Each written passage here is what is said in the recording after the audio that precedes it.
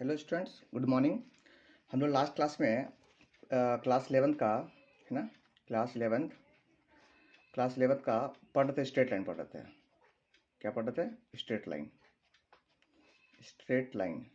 और straight line में हम लोग टॉपिक स्टार्ट किए थे डिटर्मिनेंट है ना। और डिटर्मिनेंट का जो चैप्टर हम लोग का है, ये हम लोग का पार्ट हो जाएगा स्ट्रेट लाइन में ही है। स्ट्रेट लाइन में ये हम लोग का 12.3 पार्ट होगा, है ना। पार्ट ये हम लोग का पार्ट हो गया 12.3 पार्ट। मतलब 12.12 है, 12.1 है, मतलब 12.1 है, 12.2 है, 12.3 पार्ट हो गया, है ना। इसके बाद जैसे 12 पॉइंट खत्म हो जाएगा पार्ट इसका, तो 13 पॉइंट में हम लोग नया चैप्टर स्टार्ट करेंगे। ठीक है, चलिए। लास्ट क्लास में कुछ क्वेश्चन दिए थे आप लोग को हम सॉल्व करने के लिए। क्वेश्चन क्या था कि if determinant of x -6 1 2x -3 4 0 1 2 equal to 0 है ना, तो फाइंड x। ये क्वेश्चन था आपके लिए, फाइंड x कि आप अगर ये डिटरमिनेंट दिया हुआ है इक्वल टू 0, तो बताइए x का वैल्यू क्या होगा। तो हम सिखाए थे एक्सपेंड करने के लिए एक अलॉन्ग R1 रो अलॉन्ग। तो कैसे एक्सपेंड करेंगे, तो x मान लेंगे पहले ये, और डिटरमिनेंट अगर इसको लिए तो ये बंद हो जाएगा, ये छिपा देंगे तो ये 4 बचेगा सिर्फ। तो कितना बचेगा? -3 4 1 और 2।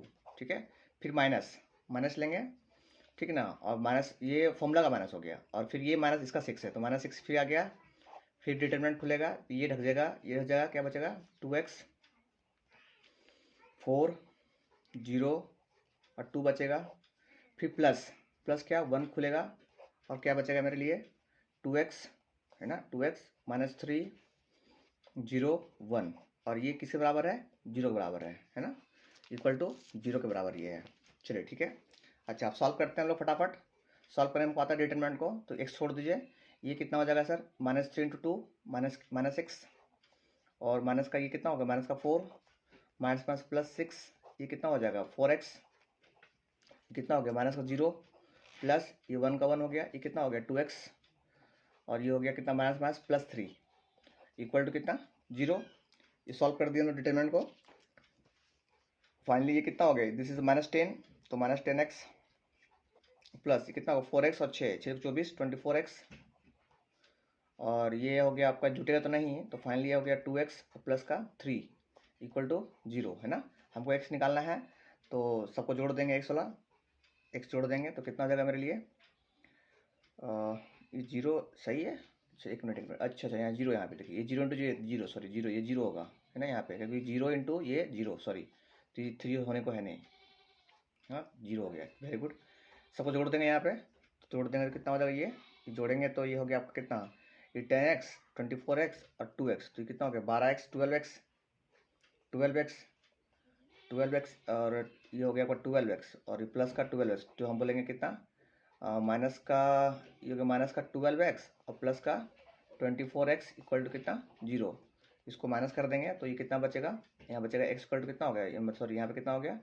ये हो गया आपका 12x इक्वल टू 0। तो यहाँ x इक्वल टू कितना हो गया? x इक्वल टू 0/12 मतलब कितना हो गया? 0। तो हम बोलेंगे देयरफॉर x का जो वैल्यू होगा कितना होगा? 0 होगा। तो ये कल का सॉल्यूशन आपको दे दिया आपको हम, ठीक है। चलिए, अब हम लोग आज का क्वेश्चन करते हैं। एक इम्पॉर्टेंट क्वेश्चन है हमारे पास है ना, इसको आप इम्पोर्टेंट सोच सकते हैं। ये आपका इम्पोर्टेंट क्वेश्चन है मेरी ओर से, इसको अच्छा ध्यान दीजिएगा, है ना। तो डिटरमिनेंट k + 3 1 -2 दिया हुआ है, 3 -2 1 दिया हुआ है, -k -3 और 3 दिया हुआ है, इक्वल टू बोलता है कि 0 है। देन आप बता दीजिए कि k कितना होगा, देन k क्या होगा, k का वैल्यू क्या होगा, ये पूछा गया आपसे। नॉर्मली जो हमको आता है डिटरमिनेंट सॉल्व करने के लिए, सॉल्व कर दिए नॉर्मली, एक्सपेंड कर दिया R1 के लॉन्ग, तो k + 3 है ना। अब ये खुलेगा, जब k + 3 लेते हैं, ये पहले लेते हैं, तो पहले क्या करते हैं? ये पूरा ढकते हैं, और इसके लॉन्ग ढकते हैं, तो बस से k बचेगा, ये 4 बचेगा। तो डिटरमिनेंट -2 बचेगा, 1 बचेगा, -3 बचेगा, 3 बचेगा। फिर -1 लेंगे, फिर डिटरमिनेंट जब इसको लेंगे तो फिर ये पूरा बंद हो जाएगा, मतलब जिस रो में ये खड़ा है वो रो पर ढक देंगे, और जिस कॉलम में खड़ा है वो ढक खत्म कर देंगे। जो बचेगा ये 2 बचा, ये 2 बचा, तो 3 बचा, 1 बचा, -k बचा और 3 बचा, ठीक है। फिर यहाँ पे कितना होगा? और प्लस फिर कितना -2 तो -2, फिर डिटरमिनेंट जिस रो में खड़ा है तो वो बंद हो जाएगा, ये बंद हो जाएगा, कितना बचेगा 3 माइनस का 2 फिर माइनस का k और फिर माइनस का 3, ये बचा। और ये सब किसके बराबर है 0 के बराबर है। चलिए आप इतना कर दिया, सॉल्व करते हैं इसको हम लोग, है ना। सॉल्व करते हैं, सॉल्व कैसे करेंगे sir, solve normally this is k+3 छोड़ दीजिए बाहर में, आप इसको सॉल्व कीजिएगा तो कितना होगा ये -6 और ये कितना हो जाएगा -6 और ये आपका हो गया प्लस का माइनस माइनस प्लस तो +3, दिस इज -1, ये कितना हो गया 9 और माइनस माइनस प्लस के, अभी सॉल्व कर लीजिएगा आप, सॉल्व करने आपको आना चाहिए। फिर ये कितना होगा, दिस इज -2 और ये कितना हो गया, दिस इज -9 और इसको से जब मल्टीप्लाई करेंगे माइनस माइनस प्लस हो गया और साइन का माइनस का पहले फिर से, तो माइनस का कितना 2k इक्वल टू कितना 0। चलिए इसको सॉल्व करना हम लोग खिलाना है बस, है ना। चलिए इंपॉर्टेंट क्यों बोले हैं वो देखिए, अभी क्यों इंपॉर्टेंट क्वेश्चन को बोले हैं इसको, है ना। बाकी प्रॉपर्टी तो सेम डिटरमिनेंट लग रहा है, फिर भी इंपॉर्टेंट क्वेश्चन क्यों है। चलिए अगर सॉल्व करेंगे उसको हम लोग आगे, तो फाइनली मेरा आएगा -3k, अब देख लीजिएगा -9 plus minus k plus 18 plus का 4k इक्वल टू 0, ये हो गया। आप देखिएगा तो -9 तो कितना हो गया 18 हो गया और क्या बचा मेरे पास 3k और ये 4k और ये k, देखिएगा ये -k और ये -3k कितना बचा माइनस का 4k प्लस का 4k और प्लस का 18 इक्वल टू 0। तो आप देख रहे हैं यहाँ पे क्या देख रहे हैं कि ये प्लस ये माइनस का ना माइनस का -9 -18 होना चाहिए, हाँ। अब पता है कि ये और ये कट गया आपका, तो कितना बचा -4k प्लस का 4k इक्वल टू 0। आप देख रहे हो सर ये भी कट जा रहा है, ये भी कट जा रहा है, तो सर ये भी कट जा रहा है तो 4k ये भी कट जा रहा है, 4 0 जा रहा है तो 0 इक्वल टू 0।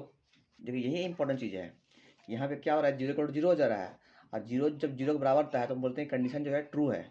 ये कंडीशन क्या है, ट्रू कंडीशन है, 0 इक्वल 0 है, कंडीशन ट्रू है। इसका मतलब क्या हो गया, इसका मतलब ये हो गया कि हम जो है ना, हम जो है k का वैल्यू जो है कोई भी नेचुरल नंबर ले सकते हैं। मतलब हम बोलेंगे कि हमारा जो k जो होगा वो बिलोंग्स करेगा, किसे बिलोंग करेगा, कोई भी रियल नंबर से, कोई भी रियल नंबर आप ले सकते हैं, है ना।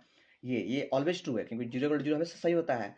तो जब भी ऐसा कंडीशन होगा 0 इक्वल 0 हो जाए, है ना, 0 इक्वल 0 हो जाए, आप देखिएगा ऐसा क्वेश्चन कहीं फंसिएगा, देखिएगा 0 इक्वल 0 हो जाए तो आप समझिएगा कि ये कंडीशन ट्रू है। तो k का वैल्यू निकालने के लिए बोला गया था, क्या बोलते 0 बोलते नहीं, तो k का जो वैल्यू होगा वो ऑल रियल नंबर हो सकता है, कुछ भी नंबर उसका नंबर इसका आंसर हो सकता है। तो ये इसका इंपॉर्टेंट थिंग था, ठीक है। चलिए हम लोग आगे बढ़ते हैं, और आगे इसमें आते हैं, नया पॉइंट है कोफैक्टर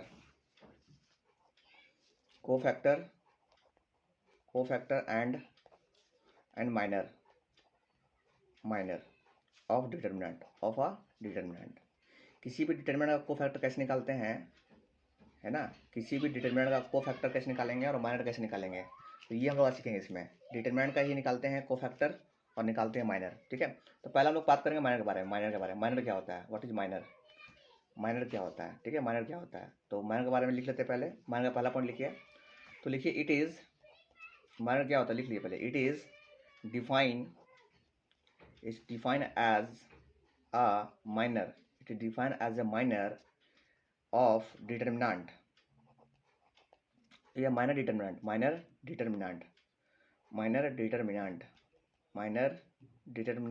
obtained by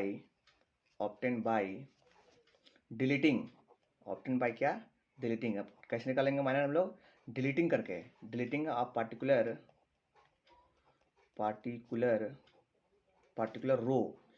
रो को डिलीट करके और कॉलम को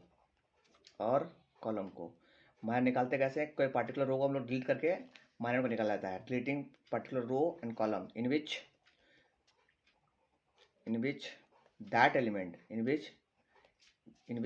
एलिमेंट जिसका निकालना है वो एलिमेंट उस रो में और कॉलम में होना चाहिए, उसको हटा के डिलीट करके एग्जिस्ट वो होता होगा उसका, ठीक है। अच्छा एग्जाम्पल समझेंगे। अच्छा पॉइंट नंबर 2 देखते हैं, इसका पहले क्या है, पॉइंट नंबर 2 है कि माइनर इज रिप्रेजेंट, REPT मतलब रिप्रेजेंट ना, शॉर्ट फॉर्म है, माइनर इज रिप्रेजेंट बाय कैसे, MIJ, this is representation of minor, MIJ, है ना। चलिए अब देखते हैं, तो समझने की कोशिश करते हैं कि सर माइनर कैसे निकालते हैं। तो मान लेते हैं मेरे पास डिटरमिनेंट दिया हुआ है, डिटरमिनेंट दिया हुआ है मेरे पास कितना, A11 A12 A13 फिर नीचे दिया हुआ है, आप तो जानते ही हैं कैसे लिखते हैं इसको, A22 A23, फिर यहाँ स्टार्ट होगा A31, फिर A32 और A33, ये आपको डिटर्मिनेंट है, ठीक है। और आपको कोई बोल दे सर इसका निकालो माइनर, है ना, तो माइनर मान लिया आपसे कोई पूछे कि आपको हम दिखाते हैं एग्जाम्पल, आपको यहीं पे देते हैं, देखिए मान लिया आपको पूछे ना कि माइनर निकालिए M12 निकालिए, मतलब माइनर निकालिए किसका, 1 2 का, माइनर ऑफ 1 2 का।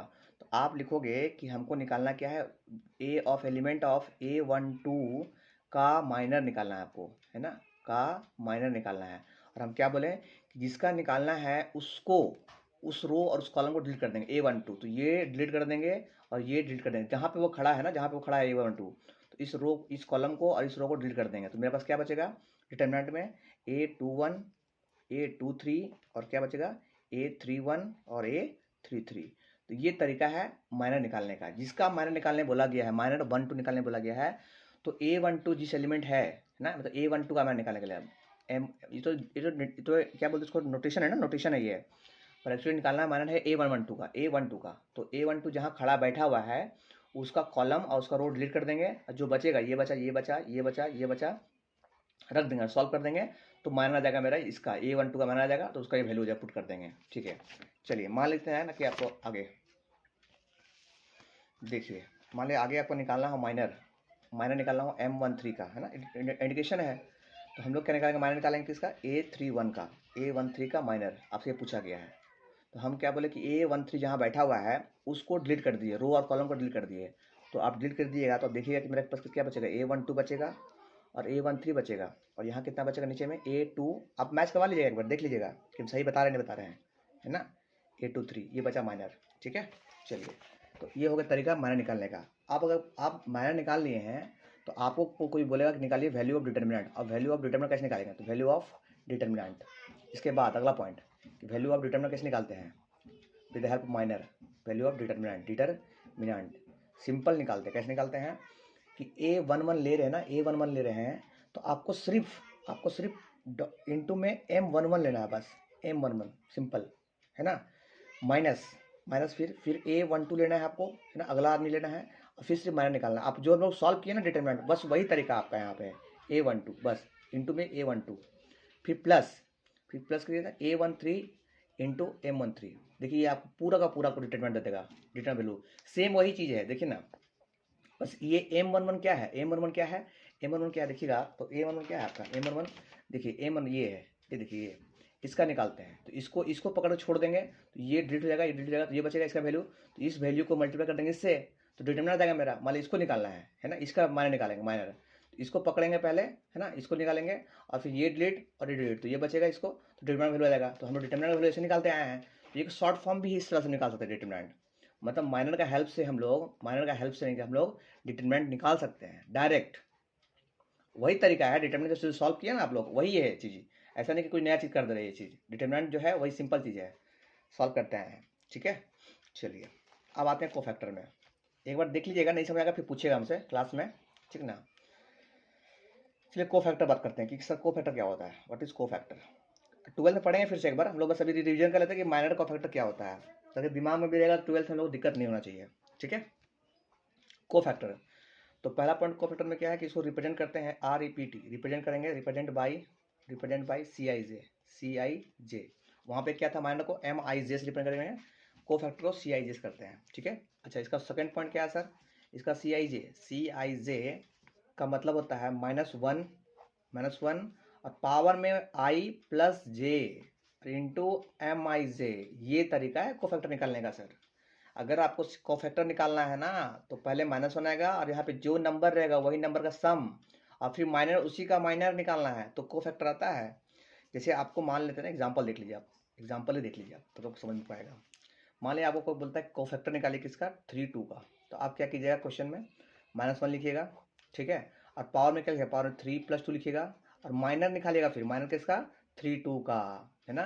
तो फाइनली देखिए 3 2 5, -1/5, तो कितना हो गया, -1 और ये कितना इंटू M32, तो फाइनली कितना हो गया, -M32, तो ये हो गया कोफैक्टर, माइनस में M32 आ गया, कोफैक्टर आ गया। अगर यहाँ ऑड रहेगा, अगर ऑड में नंबर है तो माइनस आएगा, अगर यहाँ इवन नंबर आएगा तो देखिए आप इसको याद कर सकते हैं आप, कि को फैक्टर और माइनस दोनों सेम ही होता है, दोनों सेम ही होता है, बट क्या होता है कि अगर को फैक्टर में अगर को ऑड नंबर निकालना है, यहाँ ऑड नंबर 3 तो 5 ऑड है तो माइनस आएगा, अगर इवन हुआ यहाँ पे इवन तो प्लस में आ जाएगा, सिंपल। अब देखिए यहाँ प्लस, यहाँ इवन होगा 4 हुआ तो प्लस हो जाएगा, बस। तो याद कर सकते हैं इस चीज़ को आप कि अगर यहाँ इवन है तो यहाँ इवन प्लस में आएगा, मतलब दोनों सेम ही आएगा, माइनर को फैक्टर दोनों सेम ही आएगा। तो आपको को फैक्टर निकालना जरूरत नहीं पड़ेगा, कब जब को माइनर पता रहता हो, सिंपल। पर आपको देखना पड़ेगा कि सर ये ऑड में है कि इवन में, अगर ऑड में है तो माइनस आएगा और इवन में है तो प्लस आएगा, बस सिंपल। एक और देख लेते हैं ना, देख लेते हैं, चलिए इवन में मान लेते हैं ये सी, मान लीजिए एग्जाम्पल देख लीजिए। मान लिया आपको को फैक्टर निकालना है किसका, 1 1 का, ठीक है। तो हम क्या करेंगे, -1 का पावर में कितना 1 + 1 i + j, और फिर माइनर में कितना 1 1। तो हम क्या बोले, देखो ये 1 और 1 कितना होगा, 2, 2 क्या है 1 + 1 2, 2 क्या है इवन नंबर, और ये 2 हो गया तो 2 का 1 का पावर 2 -1/2 कितना होता है इवन, तो 1 पॉजिटिव इंटू कितना इंटू m11, तो फाइनली कितना हो गया m11। तो हम देख रहे हैं कि को फैक्टर जो है वो मान के बराबर आ गया, को फैक्टर जो है वो मान के बराबर आ गया, कब, जब हम लोग इस दोनों सम जो है, दोनों सम जो है वो इवन आ रहा है तब। तो एक तरीका है आपको याद करने का, सिंपल, ठीक है। तो को फैक्टर और डिटर्मिनेंट हम लोग पढ़ लिए, ठीक है, को फैक्टर और माइनर पढ़ लिए हम लोग, ठीक ना। अब हम लोग पढ़ेंगे